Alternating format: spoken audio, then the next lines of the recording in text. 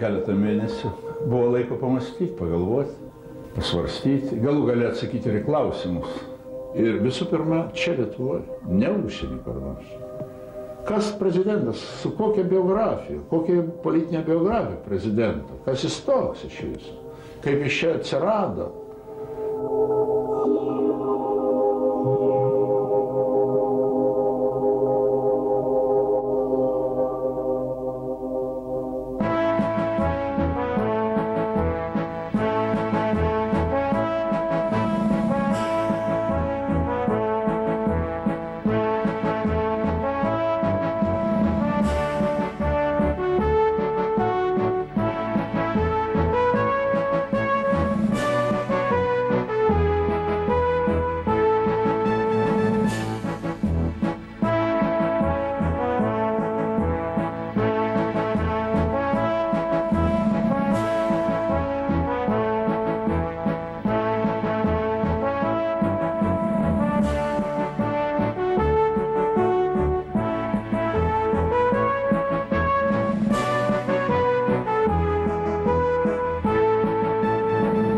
Pirmieji tie rinkimai 93 metų pradžioj, gal jie buvo tokie, sakyčiau, šiek tiek sukaustyti, nes buvo ir mano konkurentas Stasys Lozoraitis. Šviesios atminties mes ir laikėme šitos tvarkos ir labai, aš manyčiau, džentelmeniškai visą tai vyko. Žinoma, Lietuvos žmonės, kurie už mane balsavo, o tiesioginiai rinkimai pirmą kartą Lietuvos istorijai, tai jie žinojo, už ką jie balsuoja. Todėl, kai mane pažinojo, dauguma, bet žmonių mane pažinojo, kiti galbūt pritarė pažinojusiems ir tokiu būdu tai 62% iš pirmas ratas ir to baigėsi prezidento rinkimai.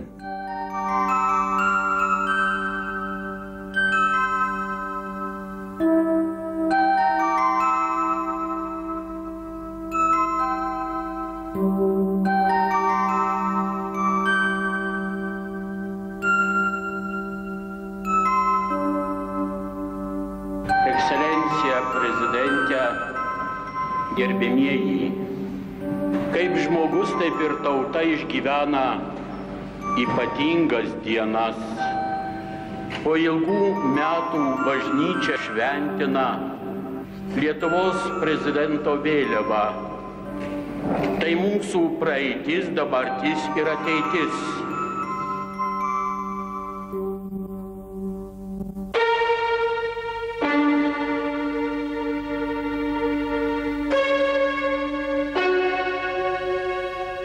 Tačiau opozicija, kuri buvo ir be abejo naudojasi mano politinė biografija, blogąja prasme, sakyčiau, žodžiu, blogąja prasme, ir kiekvieną progą arba be progos visuomet stengdavosi vis tik pažymėti, kas aš toks buvęs.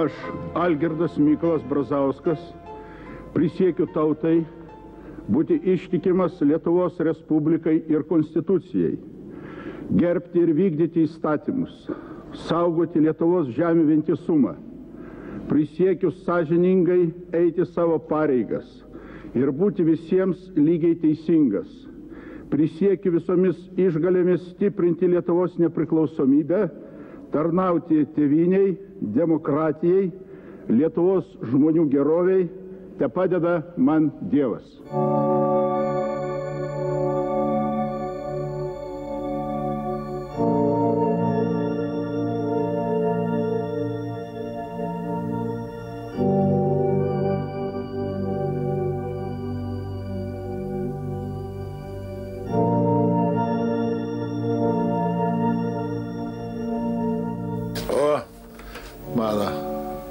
Mama, tėtis, sesuo, brolis ir aš.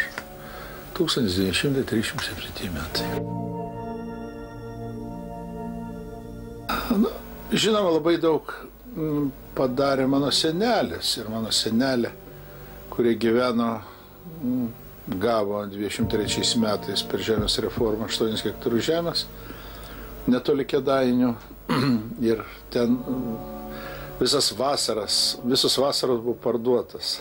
Ir aš dažnai pagalvoju, kad tai buvo turbūt pagrindinė vieta, kur suformavo ir mano kaip žmogaus požiūrį į darbą ir atsakomybę už darbą. Nors tai būdavo darbas kitas, gal reikėdavo prirauti 3 krepšius žolės geros kiauliam, tai irgi buvo užduotis labai didelė, arba tenai prižiūrėti pomidorus ir dar ką tai tokio padaryti, o paskui ir išeiti į laukus ir arti, ir pjauti, ir daug ką daryti. Ir tekdavo taip po 2 savaitės dalgio iš rankų neišleisti. Tai jau pirštai, jau reikėdavo vakare po 1 pirštą atlenkti, grąžinti normalią padėtį. Būdavo ir tokių dienų. Irgi geri prisiminimai.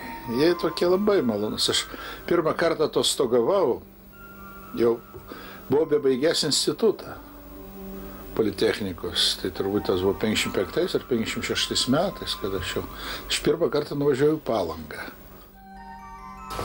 O, čia labai patinka, čia prasta nuotrauka.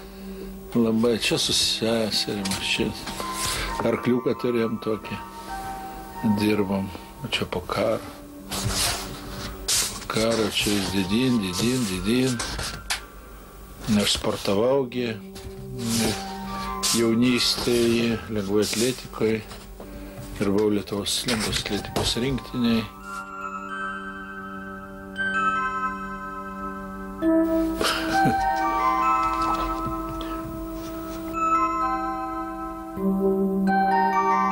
Rajono žmonės labai gerai žino ir mano ypatingai mama, nes mama labai daug metų buvo Kaišiadorių notaru. Kiek jin testamentų yra surašęs, kiek jin su kunigu važinėjus yra prie mirštančių senukų ar senelės ir žiemai vasarą būdavo. Aš tą labai gerai prisimenu. Žinant, kad pats dramatiškiausias, man sunkiausias turbūt buvo mamos mirtis. Ir tai buvo seniai, 79 metais. Buvo labai dramatiškas ir labai tos laidotuvės buvo tokios sunkios. Nepaprastai tai buvo tokia artimiausia žmogaus, vieno iš artimiausių žmonių mirtis, netektis. Pasakyčiau, kad tai buvo pats sunkiausias įvykis mano gyvenime. Tėtis gyvena, jam 86 metai. Kiek galiu ir aš, ir brolis, ir sesuo mes aplankom. Džiaugiuosi, žinoma, kad jie pasitikėjo, išrinko, čia viskas labai malonu, bet ir rūpestis, aišku. Juk tai ne savo dvare sėdi, kad gali, ką nori daryti. Yra. Jos teisės irgi ribotos, konstitucijai numatyta, jam prikaišio, kai jis per minkštas tenai ką. Sako, kiek man leidžia konstitucija. Į tai atrodo, kad jis daugiau visų šaukio pasitarė visokiais klausimais, kur tik gali, matau, kad jis stengiasi, tai kaip, o kaip kitaip galima, reikia taip. Jis labai taip visuomeniškai aktyvus, seka visus įvykius, skaito laikraščius, žiūri televiziją, radiją klauso ir kada aš pasinuvažiuoju, jis labai dažnai man pastabų pasako, kad tu ten trupučiuką ne taip padarėjai, tu netgi lietuviškai neteisingai pasakėjai. Jis labai daug dėmesio skirdavo lietuvių kalbai, todėl kai jis buvo skolingas šiek tiek. Jis baigė rusišką tą gimnaziją Šiaurės Kaukaze ir jis prastai mokėjo lietuviškai, kada 1922 metais grįžo į Lietuvą. Ir todėl jam kaip tai jis vidinė jautė, kad reikia gerai mokėti lietuviškai. Ir jis iš tikrųjų išmoko labai gražiai lietuviškai kalbėti.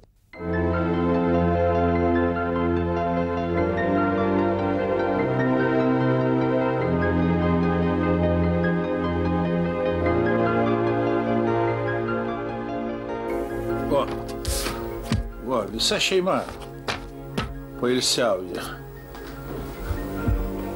Čia tėtis mano, čia brolis, čia žmona, čia sesuo, čia žentas, čia kitas žentas, čia anūkai. Va, tai yra poilsis, bet čia manęs kodėl tai nėra, aš pats fotografavau.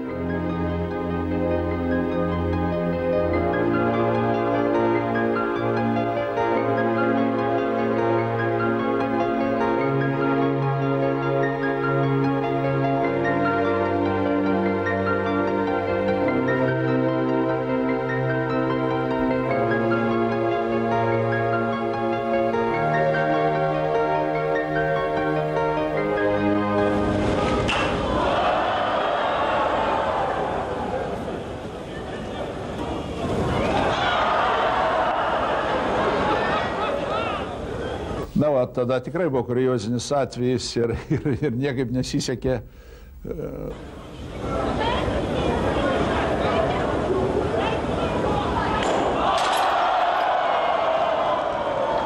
Štai šito laivo nuleidimas Vytauto. Geras, sakyčiau, įvykis ir jis paminėtinas, kad mes vis tik sugebam tokius laivus statyti. Tenka man kaip prezidentui bendrauti su mūsų vyriausybė. Tai yra vienas iš tokių atvejų, kada mes Klaipėdoj susirinkę buvom ir vyriausybės kabinetas. Ir aš dalyvavau ir svarstėm labai svarbius mūsų valstybėje reikalus. Todėl, kad Klaipėdos uostas mūsų vienintelis uostas. Ir mes labai daug dėmesio skiriam.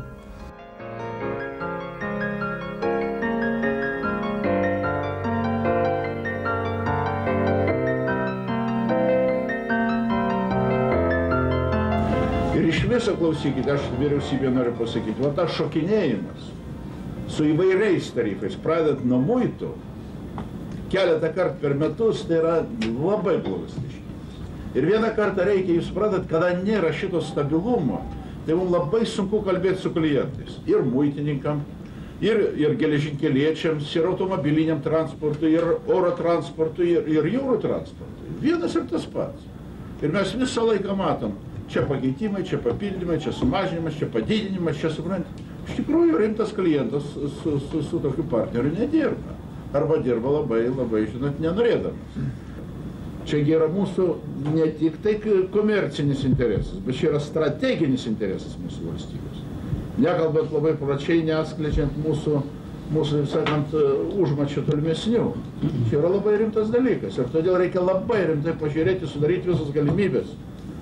Kad dabar, kada yra jau padaryta užuomazga ir kada reikia ir privalom plėsti šitą terminalą, padaryti universalų, kai jis galėtų ir priimti, ir atkrauti, ir išlaikyti konkurenciją šitą žiaurę, kur iš tikrųjų yra Baltijos baseinai.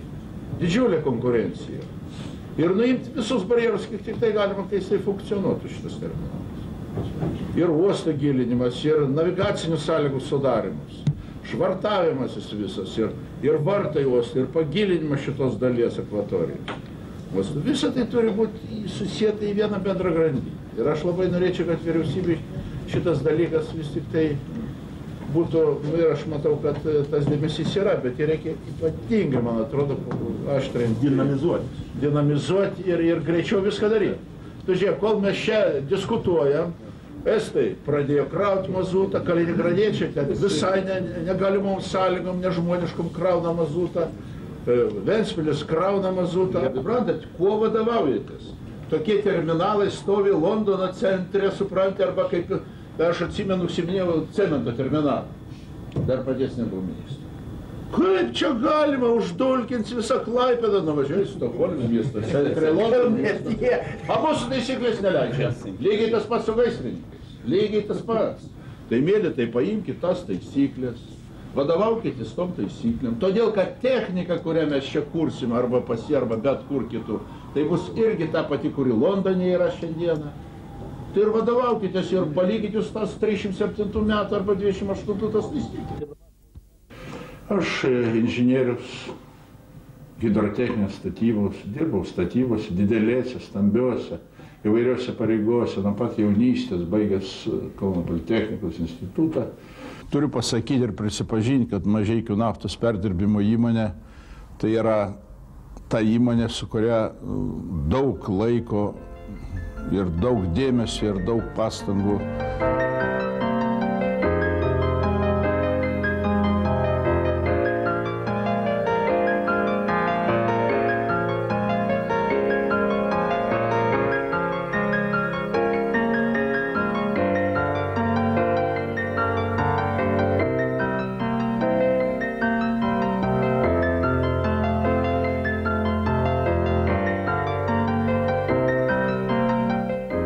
pramonė yra labai reikalinga mūsų ekonomikai, nors kada jin buvo pradėta statyti, skeptikų buvo labai daug. Tačiau šiandien, nors jos technologinis lygis galbūt ir yra žemesnis, negu mes norėtume, ir iš objektyviai taip yra, tačiau jinai vis tiek lieka mūsų kuro pramonės pagrindinių ramščių.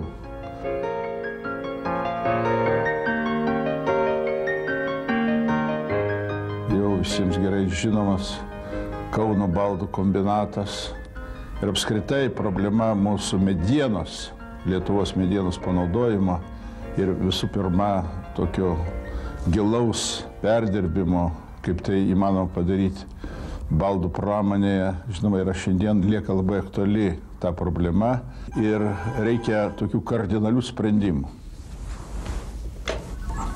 Alio. Taip.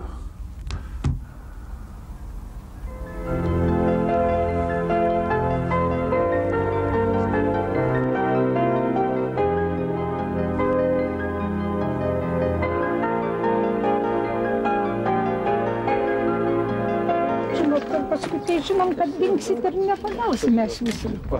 Kur aš dingsiu? Išvažiuosit, kaip sakyti. Čia va paduota jau mūsų. Tai ką reikia daryti dabar? Norime atsiimti savo žemę ir vaikį dabar tempėsi, niekaip neatgaut. Ar jūs čia gyvena?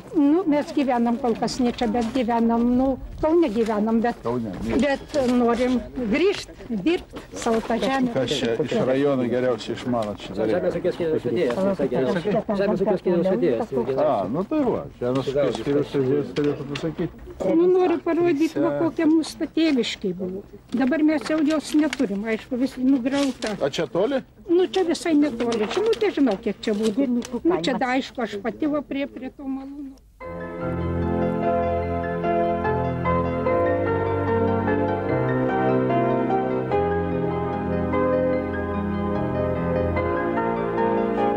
Dukra? Taip. Atžalėlį. Ateik čia arčiau. Ateik čia, duok ranką. Nu va, graži šeimyna, patys jauni, vaikai jau paaugę šiek tiek. Padėjėjai tuoj bus. Išnuomoja? Nuomoja. Tai dabar po biškį didėja. Jau praeitais metais 170, šiemet 200, tendencija yra, kad vėl didės, vėl siūlo, bet jau dabar vėlu. Bet čia žemės geros pas. Geros žemės, geros. Teko čia pabūti ir pačiais 90 metais ir Švedijoje pamačiau labai daug, ką davė tas pats pamatymas tų fermerių. Olandijoje teko būti.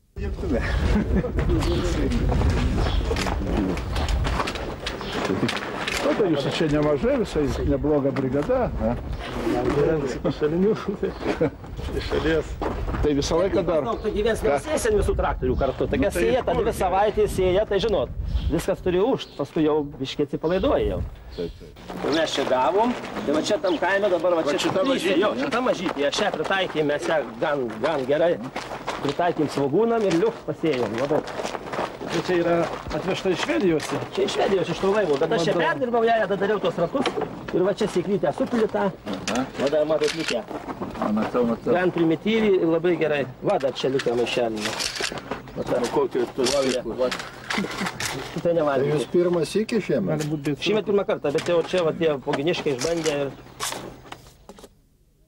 Bet žinot, tai laukė, tu zylą neįvarysi mūsų limsta. Jeigu šlapesnis laukas, o šis davė kombainą, kai buvo užpraeitą vasarą šlapė, tai pakrauni 6 tonas grūdų ir dar išdirbos iš tų pakombainą.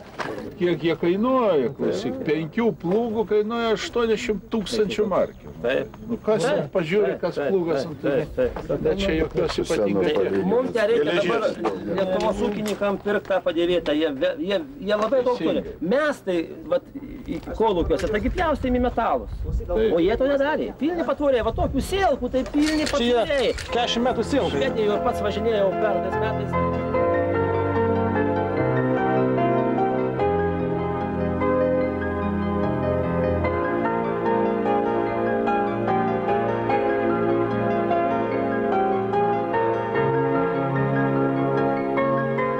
Man teko lankytis ir pas ūkininką, ir pas didesnį ūkininką, ir pas mažesnį ūkininką. Ir štai tų ūkininkų Lietuvoje atsirado gerokai virš 100 tūkstančių, apie 120 tūkstančių, kurie ūkininkauja žmonės. Ir per tuos pastaruosius ten 3 metų praktiškai štai jie atsistoja ant žemės. Aišku, reformai negali per vieną dieną, per vienus metus prasidėti ir pasibaigti. Tai yra ilgas procesas. Jų labiau, kad mes šiandieną dar nematome žemės rinkos.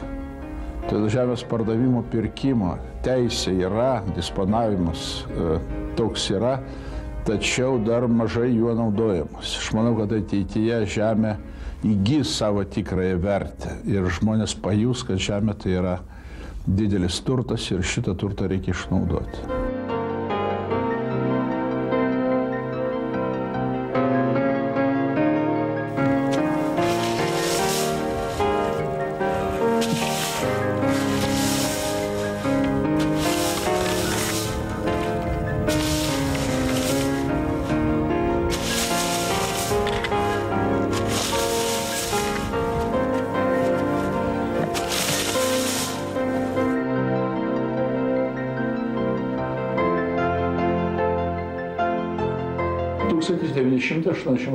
Metai. Jau prabėgo nemažai laiko ir daug kas jau primiršta, kas tai buvo, sakykime, jaunoji karta. Tai buvo tautinio atgimimo laikotarpis. Ir aš nuėjau su to tautinio atgimimo kartu.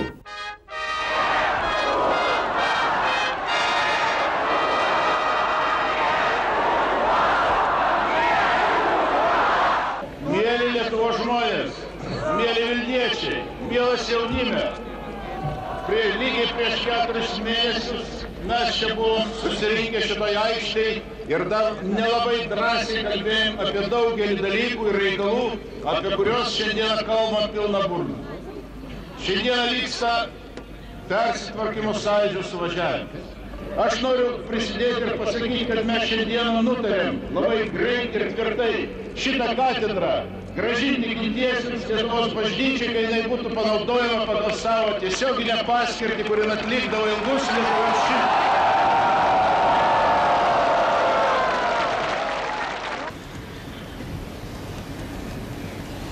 Taip, katedra tarsi išėjo iš savęs ir praplėtė savo sienas į visą mūsų aikštę. Ir šita aikštė yra dabar mūsų katedra tikroji.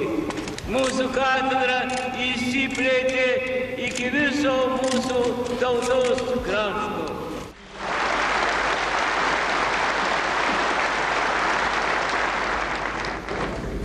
Mokėkime laukti. Aš prisidedu ir prašau palaikyti visų kardinolo docentas Latkevičius šiandien per pamokslą pasakytų žodžių. Mokėkime laukti ir darykim vienas kitam būnu.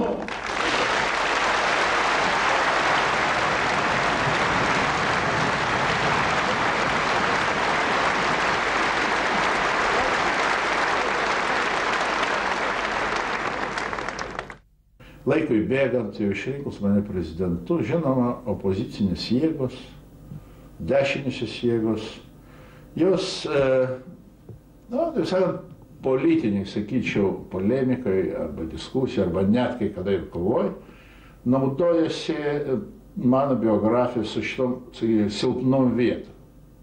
Prikaišėjo, kad aš buvęs komunistų partijos narys, bet reikia prisiminti, kad ir Sąjūdžio iniciatyvinė grupė, pusė narių, tai buvo komunistų partijos nariai.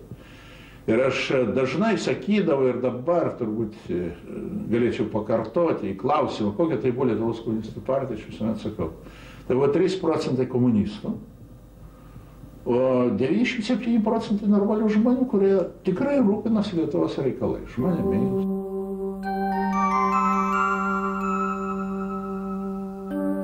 Štai mūsų atsiskyrimo tas suvažiavimas 1989 m. gruodžio mėnuo ir veiksmas vyksta Lietuvos operos ir baleto teatre, 1000 su viršum delegatų, suvažiavimas ir skambutis iš Kremliaus, tiesioginis telefonas ir mane kviečia Gorbačiovas, Michailas, tuo laiku, vadas.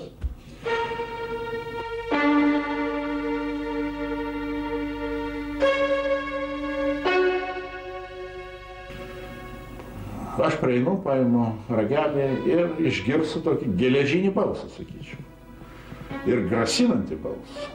Mes neturim teisės priimti tokio sprendimą išeiti iš Tarybų Sąjungos komunistų partijos, kad tai beprecedentinis atvejis, kad bus imtasi konkrečių žingsnių. Aš pradėjau klausti, kokių. Išeinat jūs operos teatras, sako, aikštėj stovi, galima ten atseit kokių tai akcijų, apsukti ir panašiai, kas tai buvo panašiai pasakyta.